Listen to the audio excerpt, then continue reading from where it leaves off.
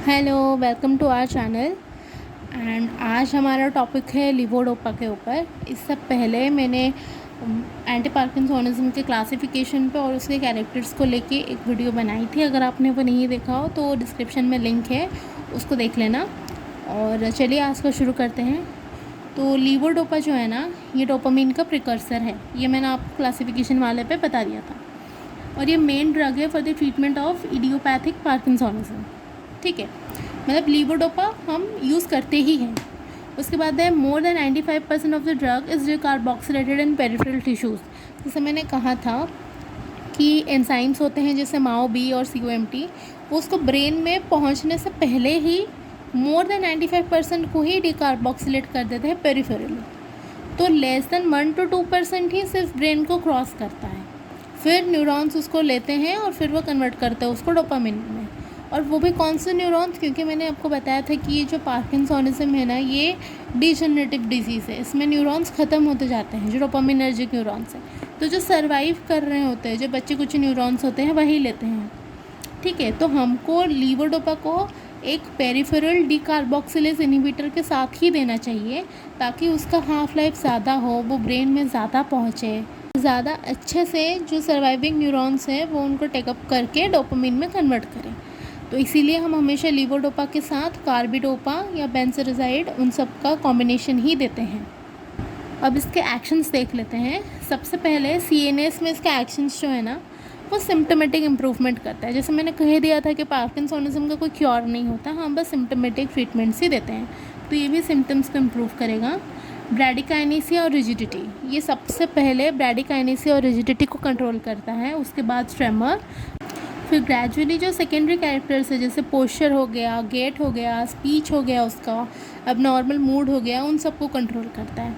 पर जो 3 main features है, ट्रिमर, ब्रैडिकाइनेसिया और रिजिडिटी, उनमें से भी पहले ब्रैडिकाइनेसिया और रिजिडिटी, फिर ट्रिमर। उसके बाद है कि इसका जो थेराप्यूटिक बेनिफिट है ना, ये हमको कम्प्लीटली सिर्फ अर्ली डिजीज़ में ही देखने को मिलेगा, क्योंकि आगे जाते ना उसका जो न्यूरॉन्स है वो ख़त्म होते आ रहे हैं। तो जो सर्वाइविंग न्यूरॉन्स उसको ले रहे हैं वो कम होते जा रहे हैं। इसीलिए उसका जो पूरा का पूरा बेनिफिट वो हमको नहीं दिखेगा ग्रेजुअली। वो अर्ली डिजीज़ में अच्छे से दिखेगा, फिर धीरे धीरे टाइम के साथ हमको या तो डोज बढ़ाना पड़ेगा या तो ऐड ऑन देने पड़ेंगे। ठीक है, इसका जो बेनिफिट है वो कम होता जाएगा। और बाकी ओवरऑली क्या करता है, जनरल अलर्टिंग रिस्पॉन्स, अलर्ट कर देता है उसको। और non specific awakening effect in hepatic coma, ये दोनों बुक में है तो ये दोनों आपको मेंशन करने हैं। ये एक अवेकनिंग इफेक्ट और एक अलर्टिंग रिस्पॉन्स प्रोवाइड करता है। अब बात करेंगे CVS में, तो CVS में ये टैकीकार्डिया करता है और पोस्चरल हाइपोटेंशन करता है। टैकीकार्डिया करता है bye acting on the beta adrenergic receptors, और बाकी पोस्चरल हाइपोटेंशन करता है। और ये जो CVS वाले एक्शंस है ना, इनके लिए ग्रेजुअली टॉलरेंस डेवलप हो जाता है। तो फिर धीरे धीरे जैसे जैसे हम ड्रग देते जाएंगे, ये एक्शंस उसके नहीं रहते। फिर थर्ड में है CTGN में, जो कीमो रिसेप्टर ट्रिगर जोन होता है, वहाँ पे ये एक्साइटेटरी न्यूरोट्रांसमीटर को रिलीज़ करके नॉजिया वॉमिटिंग करता है। अब नॉजिया वॉमिटिंग के लिए भी ग्रेजुअली टॉलरेंस डेवलप हो जाता है, तो ग्रेजुअली हमको ये एक्शन भी नहीं दिखेगा। फिर है एंडोक्राइन में क्या करता है, मैंने आपको बताया था, डोपामीन इंक्रीज़ होगा तो प्रोलैक्टिन घटेगा। तो इसीलिए यहाँ पे, क्योंकि हम ये डोपामीन का प्रिकर्सर है ना, तो इसलिए यहाँ पे प्रोलैक्टिन कम हो रहा है और ग्रोथ हार्मोन का रिलीज़ इंक्रीज़ होगा। ठीक है, अब आ जाते हैं इसके फार्माकोकाइनेटिक्स पे। देखो, सबसे पहले तो ये स्मॉल इंटेस्टाइन से रैपिडली एब्सॉर्ब हो जाता है, लेकिन बाय एक्टिव ट्रांसपोर्ट। ये पॉइंट आप मेंशन करना कि लीवोडोपा जो है ना, वो एक्टिव ट्रांसपोर्ट के थ्रू एब्सॉर्ब होता है। और जो एक्टिव ट्रांसपोर्ट वो यूज़ करता है ना, वो मेंट होता है for the aromatic amino acids. वो अमीनो एसिड्स का ट्रांसपोर्ट होता है जिसको यूज़ करके एब्जॉर्ब होता है। तो अगर हम ऐसा फूड्स लेंगे ज़्यादा जिसमें अमीनो एसिड्स होंगे, तो क्या वो कॉम्पीट नहीं करेंगे इसके साथ एब्जॉर्ब होने के लिए, तो इसका एब्सॉर्प्शन कम हो जाएगा ना। ठीक है, तो नेक्स्ट पॉइंट वही बोलता है कि जो इसका बायो अवेलेबिलिटी है, that is affected by gastric emptying. मतलब अगर स्लोली गैस्ट्रिक एम्प्टिंग हो रहा है तो वो बहुत लेट से पहुँचेगा इंटेस्टाइन में, बहुत लेट से उसका एब्जॉर्प्शन होगा। ऑल्सो विथ फूड मेनली जिसमें अमीनो एसिड्स, मतलब प्रोटीनिशियस फूड्स जो हैं, वो भी इसका जो एब्जॉर्प्शन है उसको कम कर देंगे। इसलिए हम इसको फूड के साथ नहीं लेते हैं, हम इसको बिफोर फूड लेते हैं। उसके बाद है इसका हाई फास्ट फास्ट मेटाबॉलिज्म होता है जीआई म्यूकोसा में, लिवर में। टी हाफ इसका 1 to 2 आवर्स होते हैं, लेकिन जब हम इसको एक पेरिफेरल डिकार्बोक्सिलेज इनहिबिटर के साथ देते हैं तो इसका टी हाफ बहुत ही ज़्यादा बढ़ जाता है, और इसीलिए उन दोनों का कॉम्बिनेशन ही यूज़फुल होता है। अब आएंगे इसके एडवर्स इफ़ेक्ट्स में। एडवर्स इफ़ेक्ट्स में इसको आपको 2 तरीके से याद रखना है, एक है at the initiation of therapy और एक आफ्टर प्रोलॉन्ग्ड थेरेपी।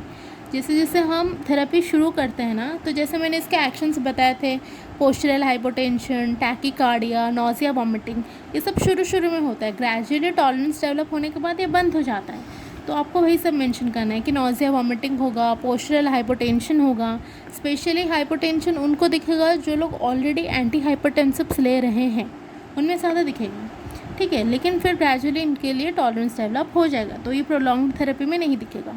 उसके साथ और क्या होगा, अरिथमिया हो सकता है, क्योंकि टैकीकार्डिया भी होता है बीटा एड्रेनर्जिक रिसेप्टर में, तो वैसे ये बीटा एड्रेनर्जिक एक्शन से ही कार्डियक अरिथमिया हो सकता है। जिनको ऑलरेडी एंजीना है वो ज़्यादा एक्सरबेट कर सकता है। ऑल्सो कुछ टेस्ट ऑल्टरेशंस भी हो सकते हैं। ये सब आपको इनिशिएशन थेरेपी में दिखेगा। आफ्टर प्रोलॉन्ग्ड थेरेपी क्या होता है ना, डिस्काइनेसिया होता है। देखो, काइनेशिया का मतलब है मूवमेंट, और डिस वर्ड कहीं भी आएगा मतलब वो अबनॉर्मल है, मतलब इरेगुलर मूवमेंट्स होंगे, ठीक है। जैसे फेशियल टिक्स हो गया, कोरियोएथेटॉइड मूवमेंट्स हो गया, ग्रिमसिंग और टंग थ्रस्टिंग, ये सब कुछ डिस्काइनेटिक मूवमेंट्स हैं। अब इनके लिए कोई टॉलरेंस डेवलप नहीं होता, मतलब ये जो सिम्टम्स हैं ना ये एंड तक रहेंगे, इनके लिए कभी टॉलरेंस डेवलप नहीं होता। फिर बिहेवियरल इफ़ेक्ट्स जैसे anxiety, nightmares, hallucination, depression, mania, ये सब भी होंगे प्रोलॉन्ग्ड थेरेपी में। और फिर फ्लक्चुएशंस होगी, उसकी जो मोटर परफॉर्मेंस है उसमें फ्लक्चुएशन होगी। अब यहीं पे आता है ऑन ऑफ फेनोमेनन। ये जो मोटर परफॉर्मेंस में फ्लक्चुएशन, यहाँ पे कॉन्सेप्ट है ऑन ऑफ फेनोमेनन। मैं पहले आपको समझा देती हूँ कि क्या है, फिर हम इस पे जाएंगे। देखो, ऑन ऑफ फेनोमेनन मतलब कि जब शुरू में हम सपोज़ कि एक अमाउंट ऑफ ड्रग हम दे रहे हैं, ठीक है। अब उतने अमाउंट ऑफ ड्रग में वो पेशेंट असिम्प्टोमेटिक रहता है, लेकिन ग्रेजुअली उसके जो सर्वाइविंग न्यूरॉन्स हैं वो कम होते जाते हैं, मंथ्स के साथ, ईयर्स के साथ वो कम होते जाएंगे। तो वही जो पहले हम जो उसको जितना डोज दे रहे थे ना, वो अब उसके लिए काम नहीं करेंगे, वो अब उसके लिए इनफेक्टिव हो जाएंगे। पहला अगर वही डोज उसको 5 घंटा रिलीफ देता था, 5 घंटा उसका सिम्टम्स को दूर रखता था, अब उतने अमाउंट का ड्रग, उतने डोज का ड्रग उसको सिर्फ 2 घंटा रिलीफ देगा, बाकी के 3 घंटा वो फिर से सिम्टोमेटिक हो जाएगा, फिर से ब्रैडिकाइनेसिया, ट्रेमर्स, रिजिडिटी, वो सब होगा। तो उस केस में हम क्या करेंगे, हमको डोज बढ़ाना पड़ेगा। तो यही है ऑन ऑफ फेनोमेनन, मतलब एक टाइम पे ऑन होता है, दूसरे टाइम में ऑफ हो जाता है। एक टाइम में सिम्टोमेटिक होता है, एक टाइम में सिम्टोमेटिक होता है, फिर ड्रग देने के बाद फिर से सिम्टोमेटिक हो जाता है, फिर से सिम्टोमेटिक हो जाता है। तो यही है ऑन ऑफ फेनोमेनन, और ये ग्रेजुअली आफ्टर लॉन्ग थेरेपी आता है, क्योंकि जो न्यूरॉन्स हैं वो डिजेनरेट करते ही जा रहे हैं, उनको हम नहीं रोक रहे हैं, हम बस बॉडी को सिम्टोमेटिकली ट्रीट कर रहे हैं, ठीक है। तो फ्लक्चुएशंस आएंगे मोटर परफॉर्मेंस में, तो यही ऑन ऑफ फेनोमेनन। इसको बोलते हैं एंड ऑफ डोज डिटोरिएशन, मतलब जैसे जैसे डोज का एंड होता जाएगा ना, वैसे वैसे सिम्टम्स आने लगेंगे, मतलब डिटोरिएशन होगा, वर्सन होता जाएगा कंडीशन। और इसमें ड्रग ऑफ चॉइस है COMT इनहिबिटर्स, एंटेकापॉन। COMT इनहिबिटर्स जो कि पेरिफेरली जो उसका मेटाबोलाइज कर देते हैं, उनको रोकते हैं।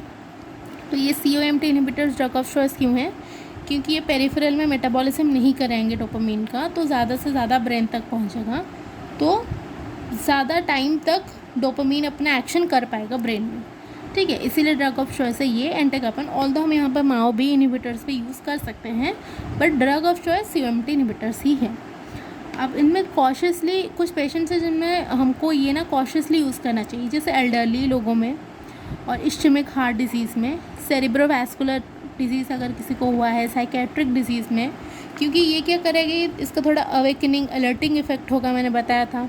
तो अगर कोई ऑलरेडी एक मैनिया का पेशेंट है, ठीक है, या फिर कोई एंटीसाइकोटिक्स में है, तो ये सब ना उसको और ज़्यादा एग्रेवेट कर देंगे।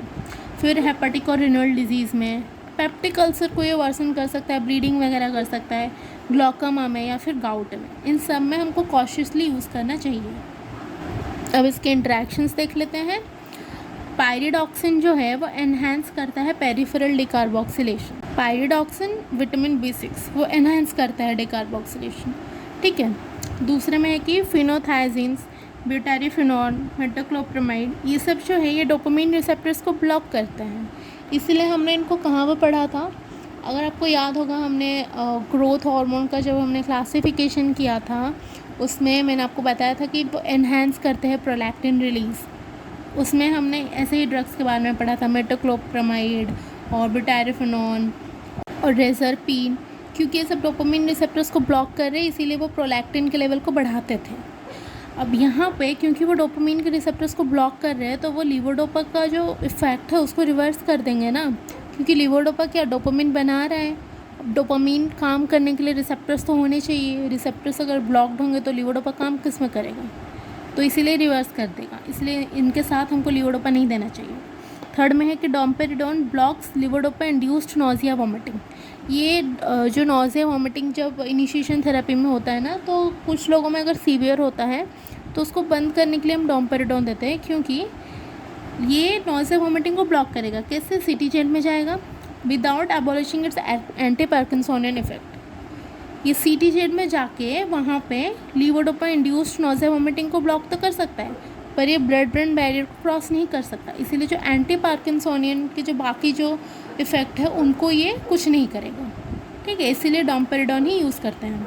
लास्ट में कि reserpine prevent entry of dopamine into synaptic vesicles. अब रेसरपिन क्या करेगा, डोपामिन को सिनेप्टिक वेसिकल्स में पैक्ड ही नहीं होने देगा।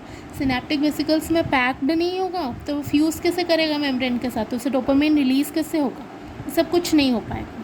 इसलिए रेसरपिन को भी हम लीवोडोपा के साथ नहीं देंगे, नहीं तो ये जो लीवोडोपा का इफ़ेक्ट है वो होने ही नहीं देगा। तो यही था लीवोडोपा के बारे में। अगर ये शॉर्ट नोट आता है तो आपको सबसे पहले लिखना है कि वो कौन सा क्लास का ड्रग है और उसके एक्शंस क्या है, फार्माकोकाइनेटिक्स, उसके यूसेज, साइड इफ़ेक्ट्स, इंट्रैक्शंस, इन्हीं पॉइंट्स में लिखना है। और एक क्वेश्चन आ सकता है कि लीवोडोपा कार्बिडोपा का कॉम्बिनेशन हम क्यों देते हैं, तो मैंने वो ऑलरेडी वीडियो में कई बार बताया है कि दोनों को साथ में क्यों देते हैं, क्योंकि उसका प्लाज्मा टी हाफ बढ़ जाएगा, वो बेटर जाएगा ब्रेन तक। वो सब पॉइंट्स आप लिख सकते हो।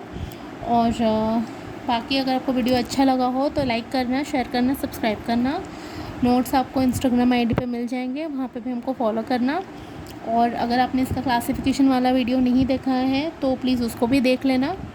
And thank you so much for watching. See you in the next one.